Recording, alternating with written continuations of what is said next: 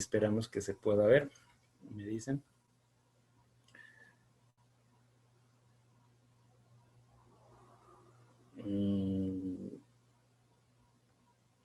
Bien, pues el título de mi ponencia es un trabajo que está por terminarse, está ya casi terminado, más bien estoy en revisiones, y se van a ser muy bienvenidas las ideas y los comentarios que puedan surgir de esta reunión, para reforzarlo, ¿no? Para darle ese cierre y poder entregar. Tiene que ver con, pues, en mi área que tengo ya 20 años estudiando estas cuestiones de las relaciones Unión Europea-América Latina dentro del contexto de las relaciones exteriores de la Unión Europea y todo lo demás, el proceso de integración. Y bueno, es una situación también un poquito que da cuenta de lo que está sucediendo en el mundo, que también tendría que ver reacción en el caso de las relaciones eurolatinoamericanas en la era del COVID y post-COVID también, ¿no? Vamos a ver cómo se puede dar y sobre todo lo que tiene que ver con esta agenda o esta más bien validez de la Asociación Estratégica Birregional y si se ha llegado ya al final o al término de la misma, ¿no? Entonces aquí voy a tratar un poco de darles unas propuestas, unos planteamientos de cara a los próximos 10 años, corto, mediano plazo aproximadamente, esperemos que se puedan generar aquí con la idea de que esto se pueda ir mejorando y reactivarse, ¿no? Parto por identificar algo que ustedes o que ya hemos hablado desde ayer, los he escuchado con atención a todos los compañeros y todo lo demás y se me hace muy interesante, creo que todos coincidimos a un poco cerrar esta parte internacional, el contexto de la crisis del COVID, que es una crisis sanitaria mundial, que es una pandemia, y tiene un desarrollo gradual, eso es importante, ¿no? Se empieza en Asia, se identifica el origen, mas no significa que ahí sea en donde se creó, ¿no? Hay cuestiones de teoría de confabulaciones entre China y Estados Unidos al respecto, pero bueno, no entraríamos en ese debate. Ellos continúan ahí. El primer brote se encuentra en China, en Wuhan y todo lo demás, y luego gradualmente va partiendo región del sudeste asiático, Oceanía, va para Europa, a América y de África. Ahí pongo signo de interrogación, puesto que no sabemos mucho, ¿no?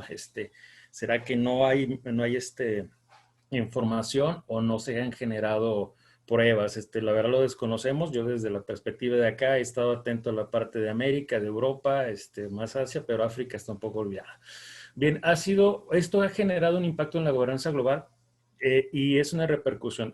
Partamos que es una cuestión o una crisis de tipo sanitaria que conlleva a una situación de tipo económico y que va a derivar en una situación social. Entonces, por ahí hay algunos autores que mencionan ya en este momento que estamos hablando de una crisis global sistémica. Esto es algo interesante porque pues vamos a tener que hacerle frente todos desde esa perspectiva, ¿no? Ha derivado en las cuestiones del colapso de la economía mundial, cuestiones como el petróleo, las manufacturas, el sistema financiero, el turismo, que también ayer lo mencionaban, lo comentaban, entre otras cosas, se han visto afectadas, ¿no? Han estado afectadas y ha estado impactando a todos los países en el mundo. También tenemos algo importante, que hay una parálisis del sistema de salud mundial. Esto incluye tanto países europeos como latinoamericanos y de otras regiones, principalmente por una coordinación, lo abundaré un poquito más adelante en mi presentación. Vamos a encontrar que hay una insuficiencia de personal médico. Por primera vez se da cuenta de que los estados no habían invertido o no han invertido bien el dinero de políticas públicas en esa área. No se tiene el personal. Hay un déficit ya se tenía en cuenta de que teníamos un déficit de enfermeros, por ejemplo, de enfermeras en el mundo, en Europa y en otras partes, y no hemos dado pauta y ahorita ya lo tenemos muy en cuenta esto, ¿no? Cuestiones de insumos, pruebas rápidas en muchos países. Otra cuestión que ya estaban comentando por aquí también, existe una gran desinformación sobre el tema y hay un sinnúmero de fake news al respecto, ¿no? Todo el mundo lo quiere identificar, todo el mundo quiere opinar, desde las, ¿cómo se llama?, soluciones caseras hasta las soluciones en algunos países. Y esto conlleva al segundo punto, al último punto que está ahí, que viene siendo que los políticos de determinados países toman protagonismo relevante sobre las cuestiones científicas. Eso es algo importantísimo. Hasta la fecha todavía seguimos teniendo un gran escepticismo de algunos líderes en el mundo, los cuales niegan que esto sea, bueno, ya aún cuando les haya dado Continúan diciendo que esto se puede lograr muy rápido, se puede avanzar, que son inmunes, que son poderosos, etcétera, etcétera, ¿no?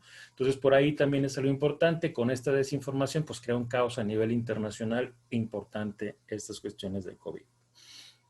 Ya enfocándome al tema más europeo, ¿cómo ha sido el impacto?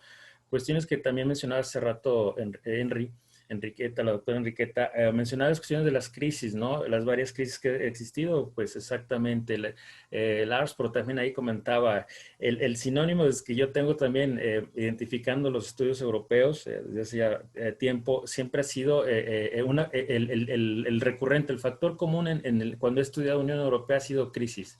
Crisis y crisis, crisis. Y de ahí se ha derivado el proceso de crecimiento o de mejora dentro de la Unión Europea, ¿no? Crisis constitucional 2005-2006 que derivó en el Tratado de Lisboa, por ejemplo. La crisis económica del 2008, que posiblemente se estaba saliendo a partir de una cuestión financiera, pacto de estabilidad, etcétera, etcétera, que quedó en proceso, que eso ahorita también lo comentaré un poco más adelante. La crisis de refugiados que se ha tenido del 11, el 15 y la reciente el 2019 y que continúa, que abre una puerta de debate para una posible política de migración y asilo a partir de los programas que ya se tienen o de las medidas como Frontex o la Agencia Europea de Vigilancia de Fronteras que también siguen proceso. Pero estamos hablando de otra crisis que genera una situación de revulsiva, ¿no? La crisis del Brexit que tenemos ahí, que no sabemos si es en el 20, el 21 o cuándo demonios se van a retirar, cómo se van a retirar, qué van a plantear. Se supone que se tienen que ir este año. Pero hay plantear retos y oportunidades también para la Unión Europea en el sentido de su acción exterior, cuestiones de comercio intraeuropeo, etcétera, etcétera, ¿no? Y estamos ante una nueva crisis, para variar, que es la del COVID-19 en el 2020, que supone el mayor desafío para la Unión Europea y para muchas regiones del mundo, sobre todo para la Unión Europea desde la Segunda Guerra Mundial. Eso ya también lo habían comentado por ahí, nomás recalcándolo, ¿no? Bueno, pues aquí vemos que esto es lo que plantea estos escenarios de la Unión Europea. ¿Cómo ha impactado en el caso de la Unión Europea para posteriormente identificar el impacto en América Latina? El primer principio de cuentas ha sido, ya lo mencionaba, que es una cuestión desde la Segunda Guerra Mundial la más grande. Ha sido de forma gradual, al igual que fue gradual en el mundo, que primero fue a Asia y se mueve hacia Europa y luego llega a América y se va después a América Latina. En el caso de Europa también fue igual. Los principales países fueron Italia y España, que son como la punta de lanza en ese sentido. Posteriormente Bélgica, Francia, Alemania y el resto por ahí, ¿no? Entonces también vemos que hay una situación de gradualidad en ese sentido de contagios. Se responde de forma lenta y desorganizada por parte de la Comisión Europea. Este es un tema muy interesante que da pauta y lo que he estado escuchando también por ahí, el retraso de las cuestiones de la Unión Europea. ¿Por qué? Porque no se tiene una política sanitaria europea. Lo comentaba Henry también hace un momento en la mañana. ¿Qué puede pasar en este sentido? Pues que también se crea un revulsivo para que esto pueda derivar en ello. Conllevaría muchas situaciones de cesión de soberanía, que los países avancen y profundicen más esas cuestiones de integración. Por lo tanto, tenemos que las respuestas fueron distintas. Tenemos, por lo tanto, la diferencia entre estado de emergencia y la emergencia sanitaria como tal. No se entiende por cuestiones de regulación nacional. En algunos tiene que ver con una cuestión de seguridad nacional. Entonces, por lo tanto, esto plantearlo y pasarlo a cuestiones comunitarias o de la Unión va a crear un problema en ese sentido, se tendría que alinear. Derivado de ello, pues se suspende el espacio Schengen, que se tuvo que ver con cuestión de la reactivación de las fronteras internas y externas de la propia Unión, esos controles fronterizos afectando o con su afectación al mercado interior. Y ahí tenemos el protagonismo del regreso del Estado-Nación, que ponen en entredicho esas cuestiones y esas situaciones que, bueno, lo menos hemos compartido aquí en estas mesas a lo largo de los congresos que hemos tenido, de soberanía compartida, las cuestiones de las libertades, movilidad y sobre todo el mismo proceso de integración europea. Entonces tenemos ahí una situación interesante y lo que ya comentaban también por ahí, la cuestión de solidaridad entre la Unión Europea saca a relucir esas viejas rencillas entre el norte y el sur. Parece ser que no se han solventado, mucho menos las del este-oeste. Entonces ahí tenemos protagonismos externos que fueron importantes en su momento, sobre todo el caso de China y el caso de Rusia, que China manda ayuda, material sanitario, y Rusia manda efectivos sanitarios también en ese sentido y tal. Entonces vemos por ahí entonces que vemos que esto pone un poco a tambalear esta cuestión de solidaridad interna. Bien. El tema en Europa, en la Unión Europea, el tema de distanciamiento social no se entiende de la misma forma y tiene que ver también con el grado de afectación que tenga cada país. Por ejemplo, en Suecia se identifica las cuestiones de inmunidad de rebaño, en otro lado está el confinamiento y en otro lado es una cuestión media, un punto medio, ¿no? Son cuestiones posiblemente que se identifican de ambos polos, pero bueno, vamos, podemos identificar esas situaciones. Hay un impacto, ya se vislumbra un impacto negativo en la economía europea, que estaba en un proceso de la crisis financiera del 2008, apenas estaba en ese proceso. Ahora nuevamente tendríamos que tomar cuenta y bueno, ya tenemos ahí situación, el acuerdo que se llega y que genera esa situación de diferencias entre subvenciones o financiamiento de las economías europeas. Ya vimos que hay gran cantidad de recursos que van a haber, pero algunos de ellos van de una forma, otros se toman de esta. También generó ahí ríspidas las declaraciones de algunos líderes, caso concreto de Holanda, caso concreto de Alemania, para después tranquilizar y sacar un acuerdo. El tema de salud, insisto, es un tema de seguridad nacional y le corresponde su actuación a cada Estado miembro. Eso, insisto, ha habido protagonismo de los Estados en ese sentido. Esto genera el debate en las cuestiones de bioseguridad o seguridad bacteriológica que no estaban mucho en el planteamiento original dentro de las cuestiones y de la actual Comisión Europea de von der Leyen. Entonces eso retoma una situación para futuro, un debate que se puede empezar a abrir. Y algo que escuché y que coincido ahí en el caso del doctor Henry también es, a partir de las crisis es más Europa y lo que planteamos es tiene que ser más Europa y mejor Europa. No solo significa ahí, se tiene que trabajar hacia una política sanitaria a favor o en contra y se tendrá que lograr una propuesta de salud sin menoscabo de los estados dentro de la Unión Europea. En el caso de América Latina, ¿cómo ha sido el impacto? Bueno, pues el impacto, no tomamos la nota que pasó en Europa, que es esta cuestión de gradualidad, y la región ha sufrido secuelas en tres frentes muy bien identificados, yo digo, la sigue sufriendo, en el tema sanitario, en el tema económico y en el tema social. En cuanto al sanitario, la región cuenta con más casos confirmados y con más mortalidad en el mundo. Estamos en ese proceso a partir de otras regiones.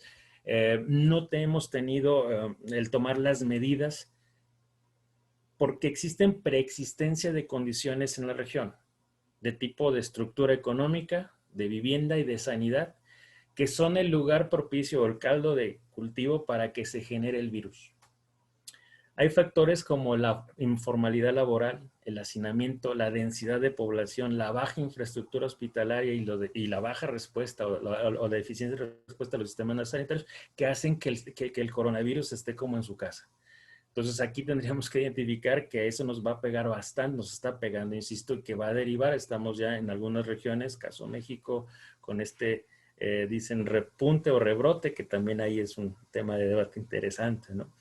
Bien, a esto se va a generar el poco o nulo avance en el esquema de integración latinoamericano. No podemos hacer frente de forma colectiva.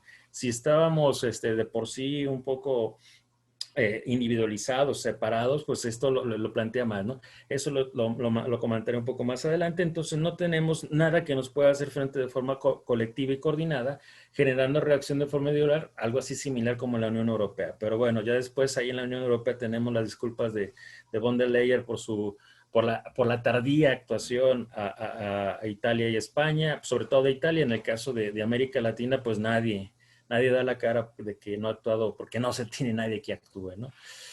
Se plantean, ya están los estadísticas del decrecimiento de la economía del menos 6% para la región en este 2020 y los próximos años va a empezar lo que ya identifica la CEPAL como una nueva década perdida.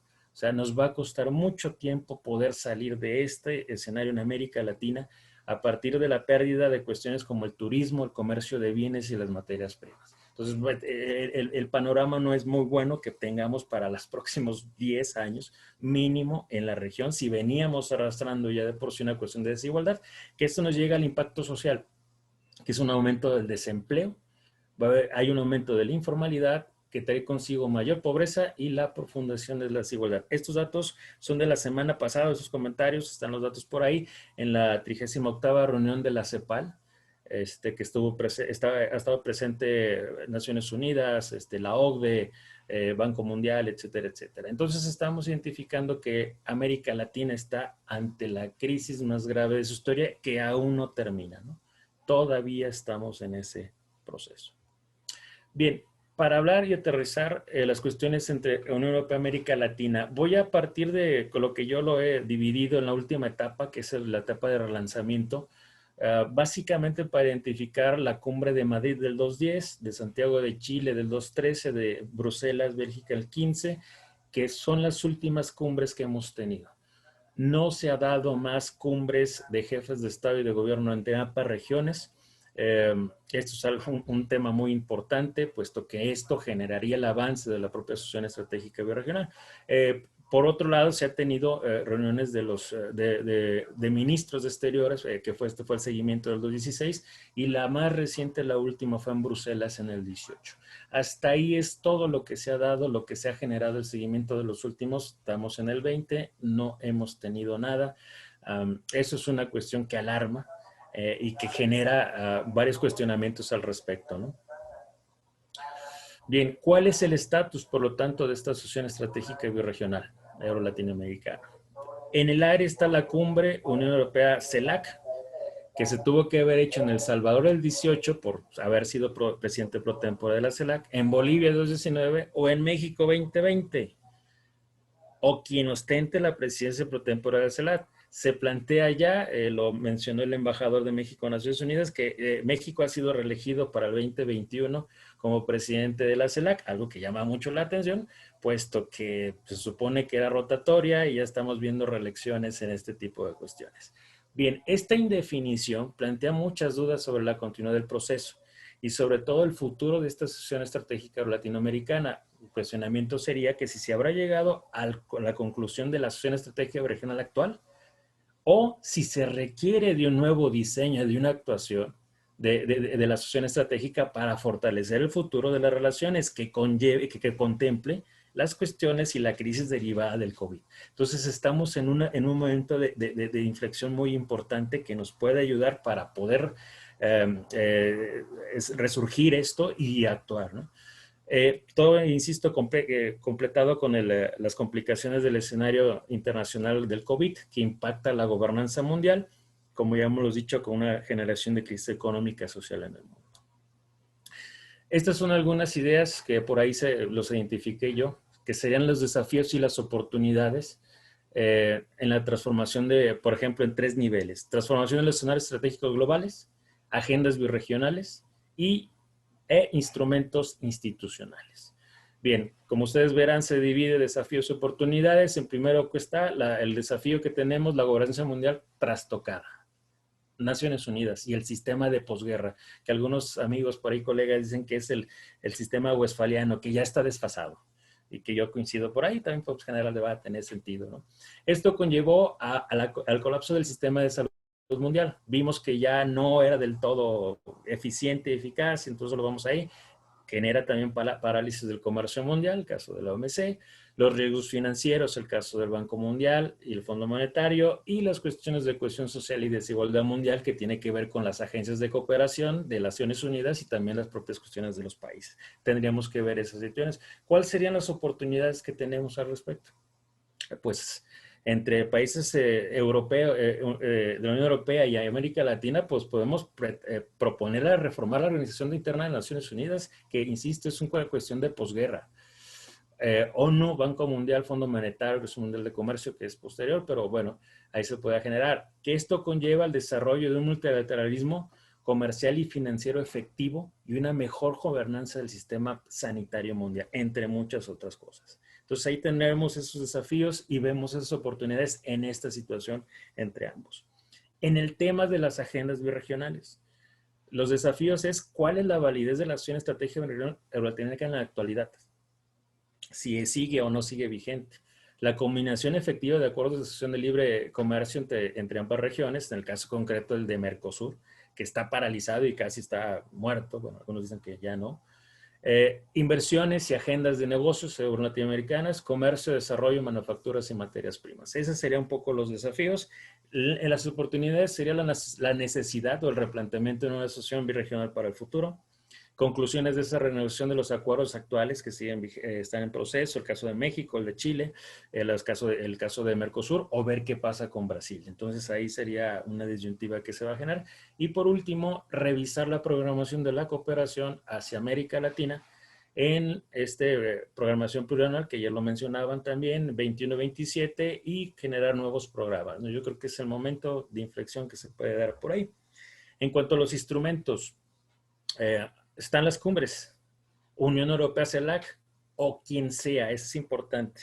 Se tiene que dar ese debate intrarregional.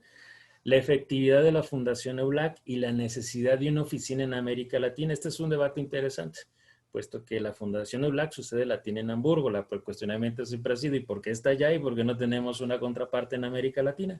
Que quede abierto para poder generar estas cuestiones. Las asociaciones estratégicas de Brasil y México y su papel en integración, hoy más que nunca estos países deben de ser los promotores para ese proceso de integración que destrabe las cuestiones de integración en América Latina y por ende estas relaciones con la Unión Europea, y las cuestiones de las cumbres paralelas. Esto es la aportación de la sociedad civil organizada. Estos tipos de foros académicos euro-latinoamericanos pueden ser también de gran ayuda para poder impulsar. Eso sería un gran desafío.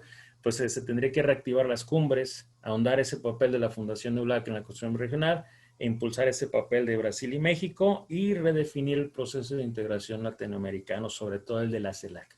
¿Sirve o no sirve? ¿Está o no está? ¿Qué es lo que sucede? ¿Cuáles serían esos instrumentos que ya se tienen y que se pueden ayudar, que pueden desarrollarse? Bueno, Fundación EULAC como el garante del proceso birregional y que, insisto, ahí se tendría que generar una sede en América Latina. Organismo que pueda hacer la CELAC o cualquier organismo. Por ahí hay propuestas que son bienvenidas, que a lo mejor la CEPAL puede cubrir esa situación en el lugar de la CELAC. Y insisto, ver el papel de Brasil, de que se pongan de acuerdo para generar esa situación de avance en el proceso de integración. Tenemos ya también una nueva metodología de cumbres real virtual o híbrido. La enseñanza europea que se ha tenido recientemente de las reuniones de los jefes de Estado, de las reuniones del Parlamento, de la reunión de la Comisión, comisarios, etcétera, pues es importante, ¿no? Entonces debemos de tomar eso. Si ya anteriormente teníamos las diplomacias de cumbres, pues ahora generamos diplomacias de cumbres virtuales. Cuando se dé el momento se puede dar un híbrido, a lo mejor más trabajos virtuales y ya llegar y rematarlos con trabajos presenciales, ¿no? O sea, yo creo que también ahí, y esto también da una enseñanza para nosotros, que podamos estar en contacto más seguido, a lo mejor. Esa es una sugerencia al foro. Continuar a fortalecer trabajos de distintas áreas de la acción estratégica birregional, como las cumbres paralelas de la parte académica, judicial o civil. Yo creo que esas se deben de reactivar. Desde la perspectiva de nosotros, creo que nos corresponde generar esas cumbres académicas con gusto, ¿no? Esa sería un poco de propuesta ya para concluir casi. La Agenda 2030 por un servidor, CELAC, CEPAL o lo que se le parezca. Lo que decidan, pero que se reactive. Brasil, por su parte, cuando llegó Bolsonaro, dijo que estar fuera de la CELAC. Esa situación se está por ahí en la confirmación. Y reactivación del papel del CELAC en la integración latinoamericana. Entonces, ¿qué va a pasar ahí? Debemos tener un interlocutor en la región. No lo tenemos. Entonces, eso derivaría en reactivación del diálogo de alto nivel, es rápido en las cuestiones inmediatas, ¿no? 21, lo más posible.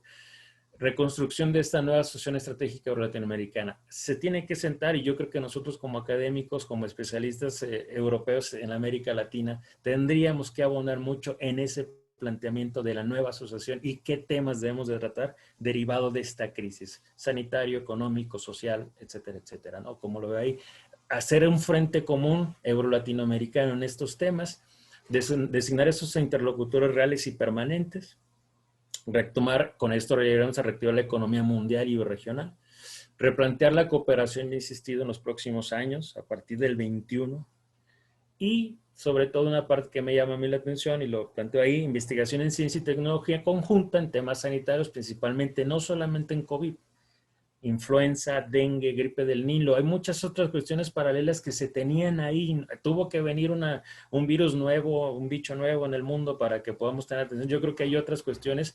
América Latina está sufriendo con una plaga de dengue. Entonces ahorita tenemos en México, por ejemplo, entre dengue y COVID, hay personas que han sido infectadas de ambas. Es una cuestión poco trágica, pero podemos dar, esto será revulsivo para esto.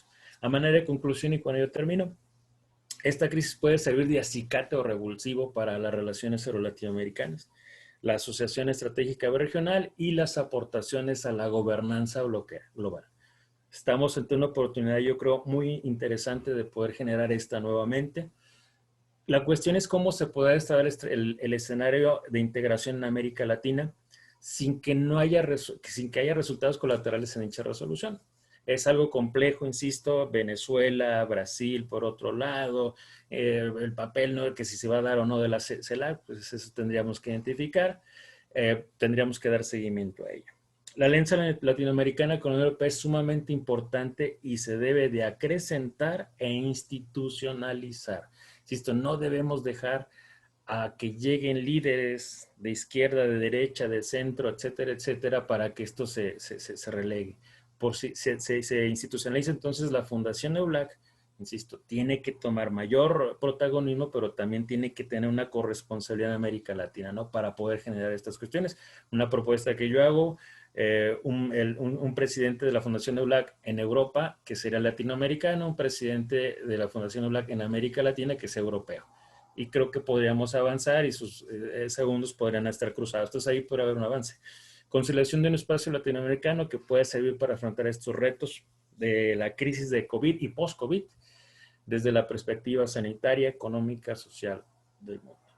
Yo lo dejaría ahí y pues estaría abierto a comentarios. Perdón, moderador, no sé si me pasé del tiempo.